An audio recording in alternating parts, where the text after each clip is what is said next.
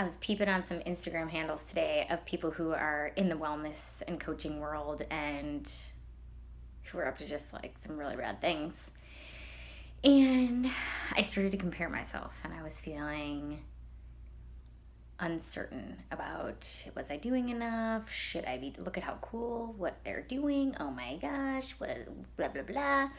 And then I remembered, so I spent some time in that little space of comparison because that's normal because I'm human.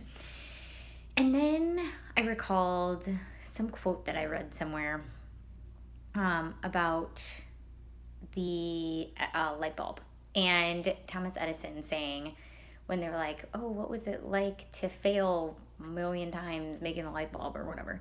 And how I remember the quote is that he said, I didn't fail a million times. I just learned a million different ways to make a light bulb. And I love that because it's an invitation of like, there's so many different ways that something can happen. And when I really parse out some of the accounts that I was looking at and how they're bringing their brand to life, I was like, I understand that that's the way you're supposed to do it, but I have a really strong rebel instinct and I don't really like to do things the way that everybody else does. And so if I'm not going to do things the way everybody else does, then it's going to look different than the way that things exist in the world. And so that's okay.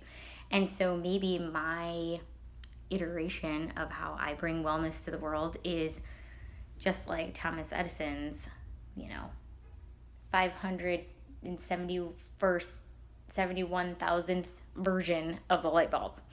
And so this is a reminder to just be gentle with yourself and to trust where you're at and to trust in your approach to doing something that maybe nobody has done before, or maybe a lot of people do it and you're finding your own way of doing it.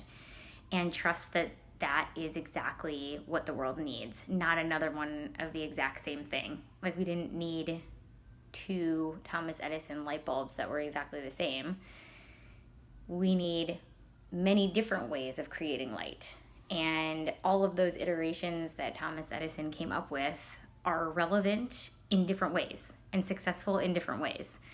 And so, what's your version of a Thomas Edison light bulb? And can you give yourself permission to continue to follow your heart in creating your version the way that feels true for you, whether or not it's the way that everybody else in the world sees it fit currently to do that thing?